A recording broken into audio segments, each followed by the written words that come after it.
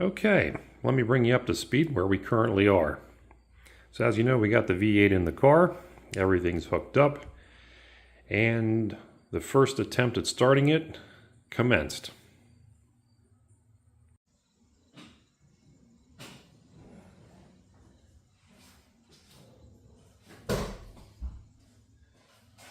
Pro tip, turn the battery on.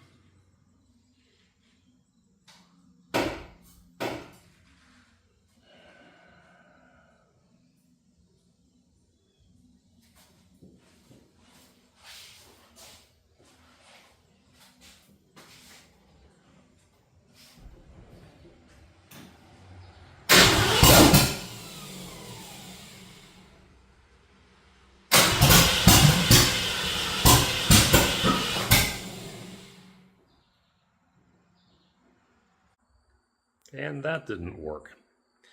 What happened was the timing was off by more or less a tooth, and it acted weird and I couldn't figure it out. And I'm not a dummy when it comes to timing, but for whatever reason I got flummoxed by it, and it took me several evenings of investigation and doing the wrong thing till I finally realized what I was doing wrong.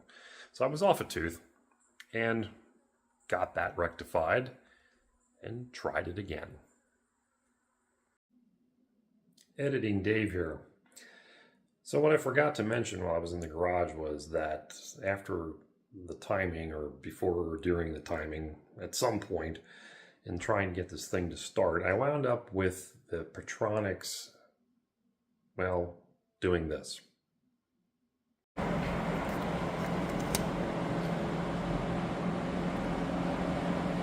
Electronic ignition, junk.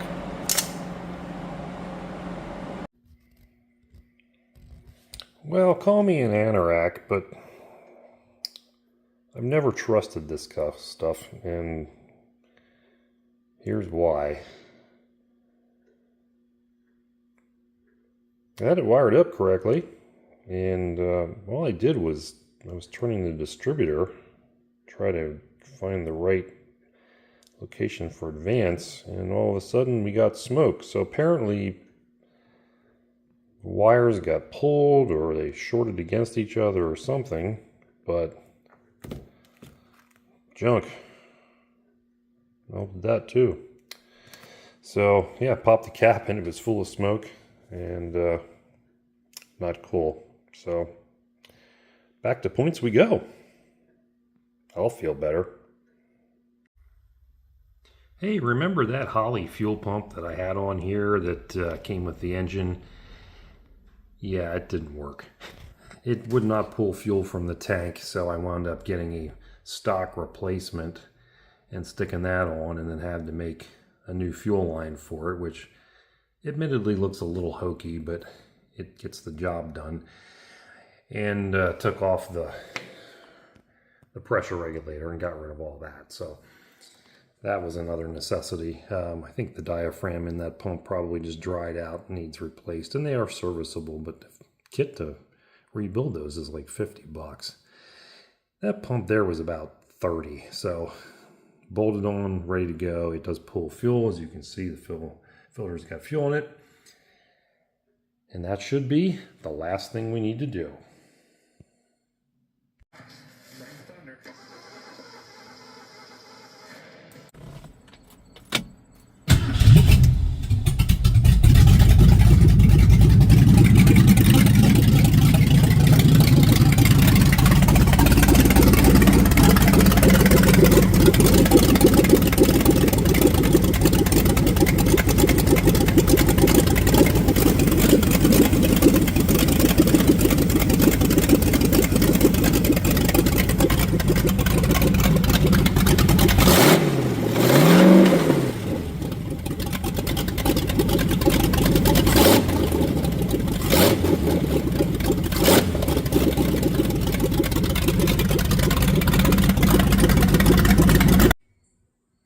So things in here are pretty good, but not perfect.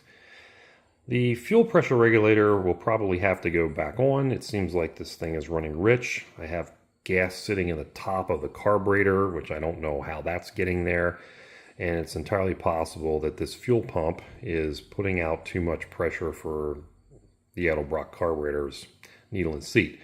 I did read or find video that indicated that that might be a problem with these carbs, so I'm going to have to add the fuel regulator back in to make sure that's not what the problem is.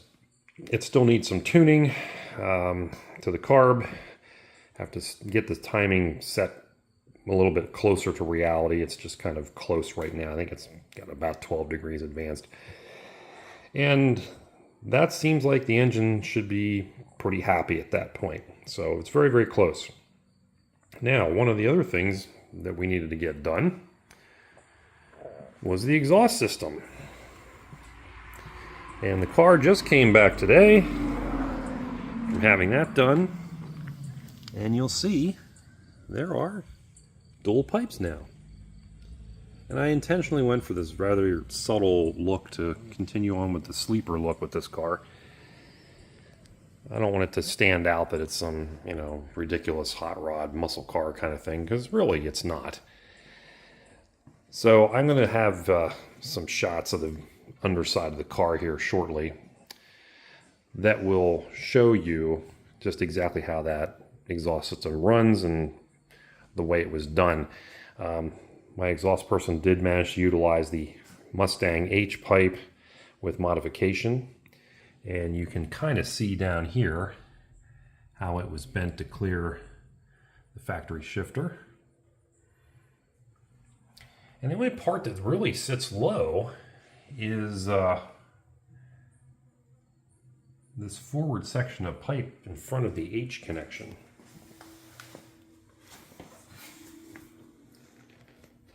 So we've got good clearance for this for the most part, just that the pipes right before they connect to the H are a little low. They're actually lower than the mufflers in the back, which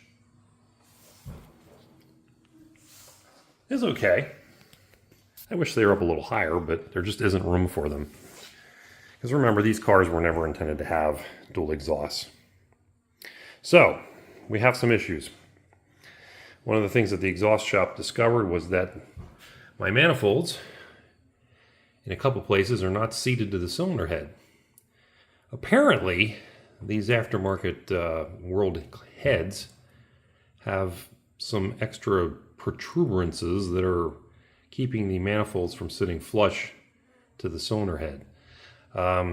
He said that maybe I could get away with putting in some Felpro performance gaskets and it might give it enough clearance, but I may have to do a little grinding to the head to get it to clear. I think number 8 was the biggest problem, and maybe number 3 or 4 on the other side. I can't remember. It didn't seem like they were right across from each other. So the manifolds have to come back off, which is annoying, but it's not that big of a deal. We have a much bigger problem, however, and that is the fact that the car does not move under its own power whatsoever. And that took some investigation to figure out what that was. And I'm going to have to remove the transmission yet again. And the reason for that is that this transmission that I got with this engine, as you may recall, had a 1970 valve body in it. Well, it turns out that the entire transmission is a 1970. Why does that matter, you may ask? Others of you are probably shaking your heads going, yeah, I know what he did. I used the converter out of the newer transmission because I figured it went with this engine and may have been something more what it was supposed to have for a performance aspect. I don't know. Couldn't really tell what it was. But using that versus the little wimpy 6-cylinder torque converter that was, very lackluster that came out of this car. The problem is that there are 2 different converters and input shafts. And as you'll see down here in my notes, pre-1970 and post-1970 are different. And I checked to see what the spline count was on the transmission that I had that came with the engine for the torque converter I used, and it is a 26. Obviously the 66 is a 24. So what this means is the torque converter is sitting on the input shaft of the transmission, but is not actually engaged to it. So as the engine is running and turning, it's turning the torque converter, but the torque converter is not turning the input shaft of the transmission, not running the pump, etc. Now, hopefully, because I've run this engine for multiple minutes at a time, it has not done any damage to that existing input shaft on the 66 C4. We won't know till we get it apart. So that's going to be this week's project, getting the transmission out again and looking at that and seeing if we've screwed anything up. Hopefully not, fingers crossed. Worst case is I may have to buy an input shaft and or a torque converter. I don't know yet. So that's going to have to be something that we find here eventually. Fun. So, trans is coming out. Exhaust manifolds have to come off. I have to order some more parts, of course. And then we'll work at getting all that back together. So, this is why, at this moment, you're not going to hear this new exhaust system run. Because I don't want to run this engine any more than I already have, for fear of screwing up more on the transmission torque converter situation. Also, lastly, my broken antenna has parted company with my car. I don't know where it went.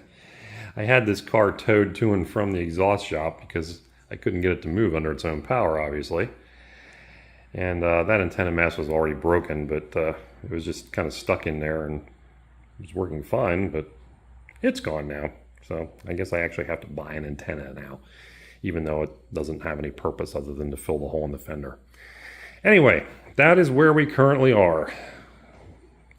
Some big steps forward, some big steps back at the same time. So hopefully in the next installment we will be able to report on the torque converter transmission issue, have the manifolds all sealed up, get this thing fired up so you can hear the new exhaust system, and then maybe take it for a drive. At which point we will probably blow up the rear differential and be forced to install this 8-inch before the winter. Hopefully not. I'm just hoping I can limp the car around maybe with this existing differential for a few months. But we won't be doing any bang shifts or neutral drops or anything like that with it for fear of having to call a tow truck again. So that brings you up to speed where we are. Thank you for watching yet again, and we'll see you, hopefully, very soon.